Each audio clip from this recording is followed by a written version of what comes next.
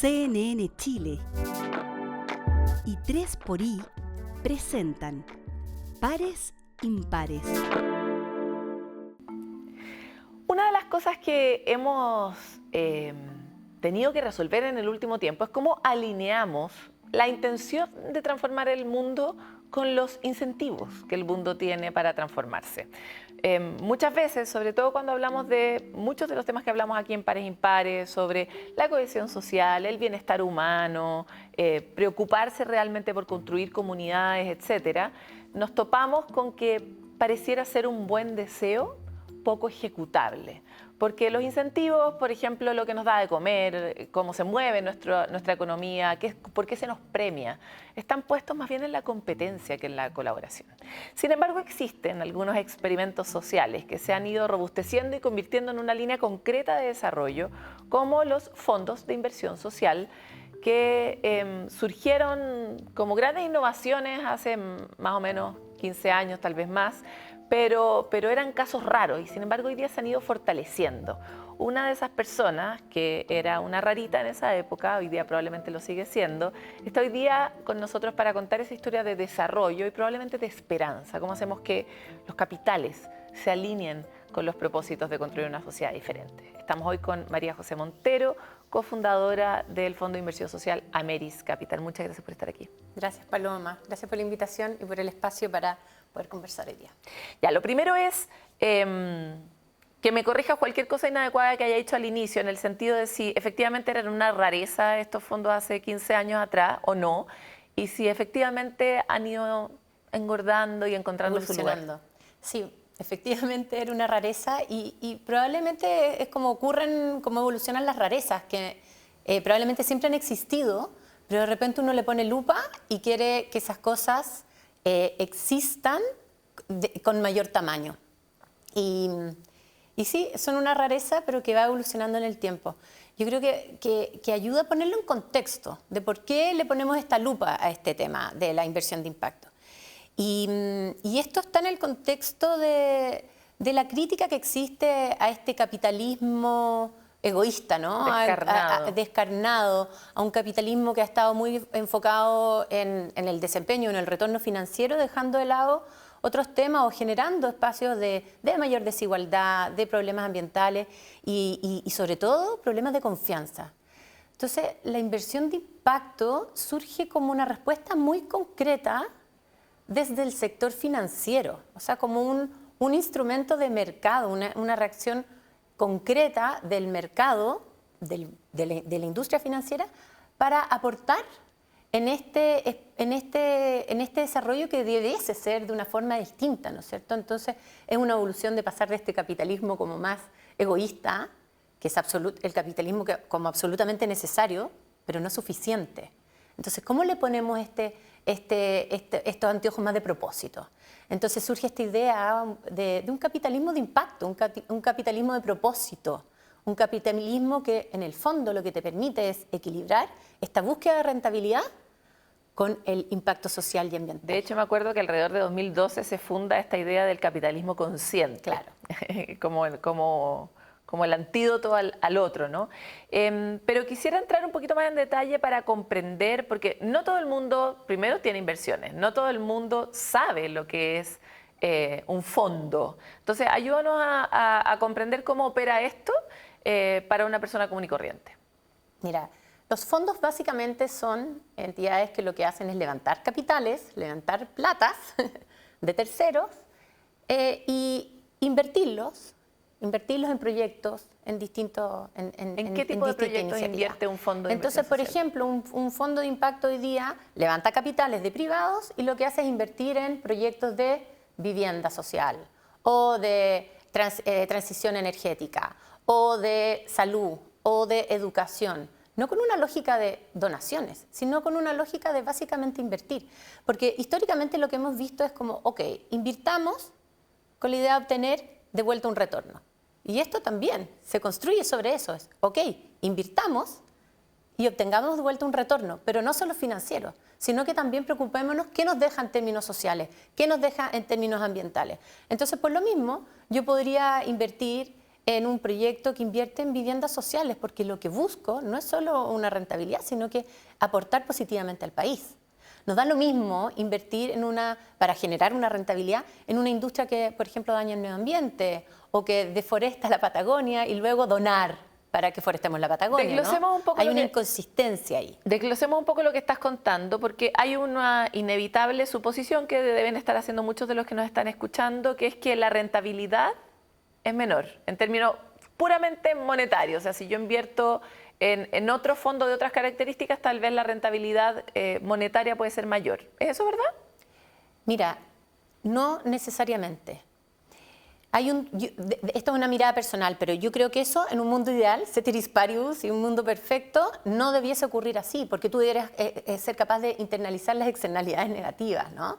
Pero hay un proceso y hay un espectro de capital en el que tú puedes ir invirtiendo, buscando, equilibrando estos tres ámbitos. No solo la rentabilidad financiera, sino que el impacto social y ambiental. Efectivamente, hay proyectos en los que uno puede tener una rentabilidad 100% de mercado y alto impacto social y alto impacto ambiental. Hay otros en que se pueden ir equilibrando. A lo que voy específicamente es como a mirar como el problema mucho más concretamente, porque también no todas las personas andan todo el rato buscando la máxima total rentabilidad. Tal vez quieren un poco de rentabilidad, tal vez no quieren demasiado. O sea, lo digo porque también existen fondos de mucho riesgo, fondos de poco riesgo, y la rentabilidad que uno adquiere en cada uno de ellos es totalmente distinta. Es totalmente distinta. Y por lo mismo tal vez hay gente a la que no le importa tener una enorme rentabilidad, entendiendo esto otro como un valor. Pero ahora vamos a la otra renta. Pero ahí déjame decirte una cosa, Paloma, es súper interesante verlo como que uno hace inversiones sujeto al riesgo, ¿no es cierto? Y es distinto una inversión que tiene muchísimo riesgo, el retorno de esa inversión es distinta a una inversión que tiene menos riesgo. El retorno cambia según el riesgo. Bueno, el retorno también debiese cambiar según el impacto que genera, ¿no? Y eso lo tenemos que integrar, y eso es un proceso. Claro, pero es un proceso valórico, que es súper importante, pero es un proceso valórico en el que probablemente, ojalá, la humanidad esté caminando. Quiero mirar las cosas como de manera bien cruda, porque está interesante también la otra conversación, que es cómo muchas veces nuestra única evaluación es: voy a apostar mucho, voy a tener mucho riesgo y por lo tanto voy a ganar mucha plata. Retorno. A mayor riesgo, mayor retorno. Y sin embargo, hay un buen chiste en esta historia, que es que muchas veces la inversión social baja el riesgo final de un desarrollo comercial, ¿no? Por supuesto, en el mediano o en el largo plazo, generalmente hay que pensar como a otra escala. Entonces, es interesante como algo que puede solamente medirse en relación al retorno por cuánto tú inviertes, pueda efectivamente generar a la larga menores riesgos para todos. Sé que son dos tipos de riesgos distintos, pero es muy bonito que finalmente sea el riesgo lo que también ataca a la inversión social. Tal cual, es que yo creo que efectivamente esto no es valórico, esto es estratégico. Lo que el mundo necesita hoy día son decisiones no cortoplacistas, necesitamos decisiones que sean de largo plazo. El mundo hoy día necesita liderazgo, necesita propósito, necesita colaboración para poder tomar esas decisiones que no son solo cortoplacistas, porque implica invertir en el futuro, ¿no? Y por lo mismo, tú hablabas al principio, ¿no?, de la esperanza. Es muy necesario tener la convicción de que esto no es por buenismo, no es por buenismo, no es porque, es que es valórico. Entonces, no, esto es estratégico. Esto tiene que ver con poder hacer cambios reales y creer que este liderazgo, esta esperanza tiene que verse traducida en acciones concretas que sean resilientes y que nos permitan efectivamente cambios. Entonces, esto no es las buenas personas que están en estos temas. No, esto es pensar en estrategia, porque aquí hay cambios estructurales. El sistema que tenemos hasta ahora nos ha dado soluciones, pero no son suficientes para seguir avanzando. Entonces, como sociedad, efectivamente nosotros tenemos que cuestionarnos la forma en que estamos aportando. Entonces, el mundo financiero hoy día tiene una oportunidad de tomar mejores decisiones de inversión. No para el corto plazo, es para el largo plazo. Claro, hoy día tú podrías hacer una pasada, pero ¿están los tiempos para hacer pasadas? O sea, ¿están los tiempos para pensar en el corto plazo? cuando lo que está en juego son cosas importantes y temas complejos. El tema del calentamiento global, el tema de la desigualdad, el tema de las desconfianzas, de las crisis sociales, que no estamos ajenos, las vemos en el día a día. Todos estamos llamados a dar una solución a eso. No es solo el Estado o no es solo lo valórico. El sector privado tiene un rol activo que cumplir en estos temas. El sector público, la sociedad civil. Y este llamado a un capitalismo de impacto, un capitalismo en el que el propósito también está en el centro, claro, pasa por temas como la inversión de impacto. ¿Es la solución a todos los problemas del mundo? Desde luego que no, desde luego que no. Pero es una oportunidad para que el sector financiero empiece a hacer las cosas de una manera distinta, incorporando variables sociales y ambientales a las tomas de decisiones de inversión y administración de activos para mejores decisiones de inversión. Y no mejores en el sentido buenismo, mejores estratégicamente, porque ya no basta con la rentabilidad. Hay que considerar el riesgo no solo financiero, sino que el riesgo social, ambiental de esa toma de decisiones. Y no solo el riesgo social, ambiental de esa toma de decisiones, sino que también uno puede ver las oportunidades. Y aquí hay muchas oportunidades. Y ahí es donde yo creo, Paloma, que es muy importante el tema de la esperanza. El decir, bueno, nosotros somos capaces de ver esto, no solo desde un punto de vista del riesgo que implica mayor o menor retorno. Bueno, tomemos buenas decisiones de inversión, considerando el riesgo, el retorno, el impacto que generan. Has dicho dos veces el tema de la esperanza y me parece interesante saber cómo se siembra la esperanza en el mundo financiero, porque hemos vivido siempre en caricaturas, ¿no? Para todo, tendemos a simplificar mucho las cosas y nos perdemos complejidad. ¿Cómo se siembra la esperanza estratégicamente desde el mundo financiero? Y a propósito de qué historias que tal vez tú misma has conocido de inversión, esa esperanza crece y se multiplica. Es que claro, las caricaturas nunca ayudan, porque uno pensaría como el mundo financiero como greedy, como medio egoísta y que solo quiere ganar plata. Claro, y eso es una caricatura. Detrás de todas las personas hay personas. Y las personas, yo creo en el ser humano, yo creo en las personas y las personas queremos hacer el bien.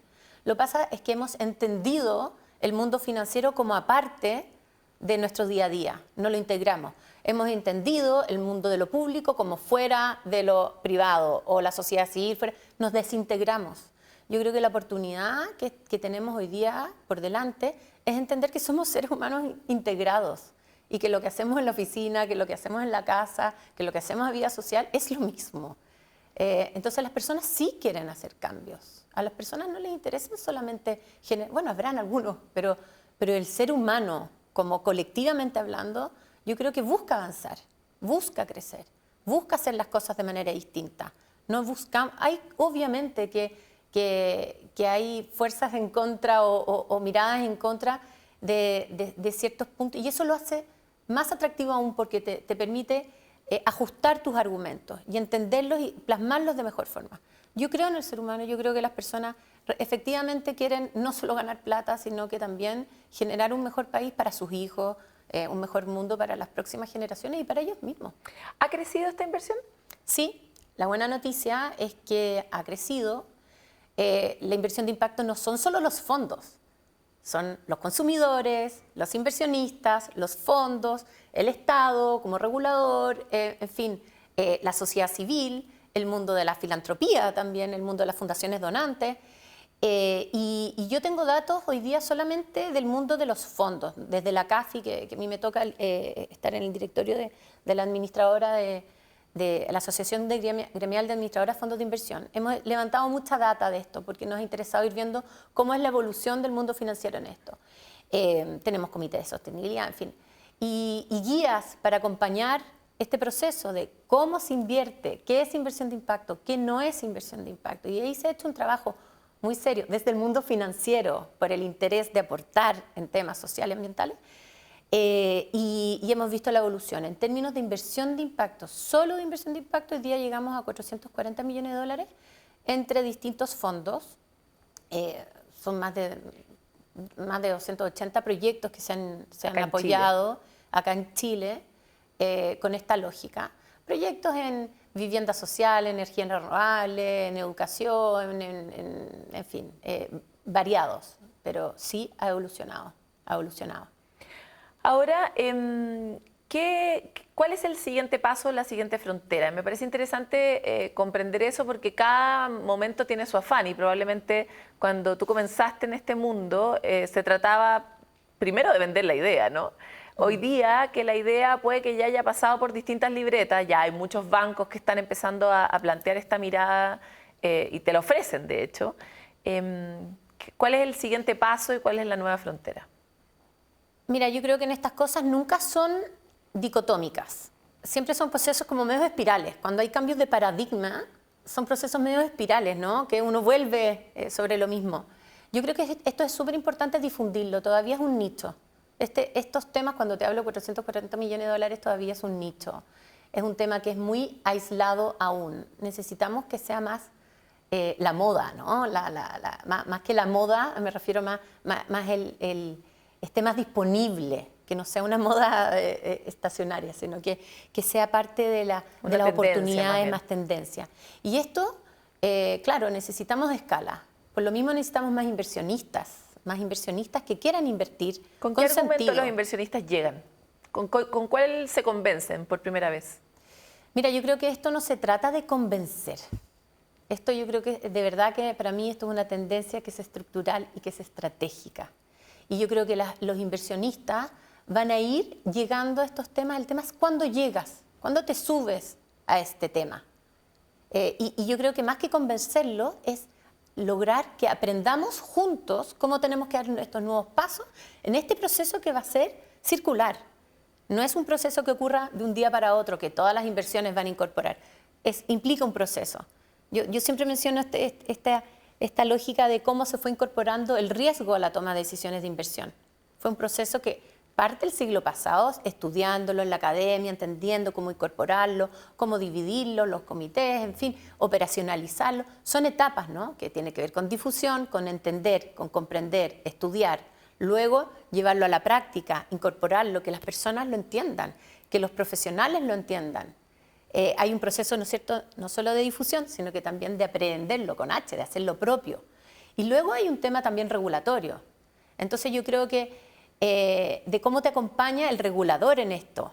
¿Es drástico en las decisiones de manera que inhibe el desarrollo o lo acompaña de manera orgánica? Entonces yo lo que creo es que para crecer en estos temas hay que acompañarlo de manera orgánica, de manera que tanto una oferta como una demanda, tanto inversionistas se sumen a este tema como emprendedores. ¿Qué sacas tú con que hayan muchos inversionistas pero no hay proyectos? Entonces tiene que ser un tema como el huevo y la gallina, ¿no? ¿Qué es primero? Bueno, ambos tienen que ir creciendo, la oferta y la demanda. ¿Y hoy día hay suficiente oferta de emprendedores sociales? Sí, yo creo que en Chile tenemos una gran oportunidad. Hay gran capital humano, hay grandes ideas, hay un ecosistema que lo habilita. Yo diría que a nivel Estado ha habido mucho apoyo al emprendedor social en los últimos años. Yo creo que hay que fortalecer más la oferta en términos también de esos equilibrios. Avanzando hacia lo que tú decías, como todos podemos hacer inversión social en nuestras decisiones de consumo cotidianas, etcétera. ¿A qué te refieres con eso? Bueno, que yo creo que pocas veces nosotros caemos en la cuenta qué es lo que es tener poder. Tener poder es tener un cargo, es tener ciertas oportunidades en la vida, haber tenido ciertos estudios, pero también es tener plata, tener dinero. Nosotros votamos cada vez que usamos nuestra plata.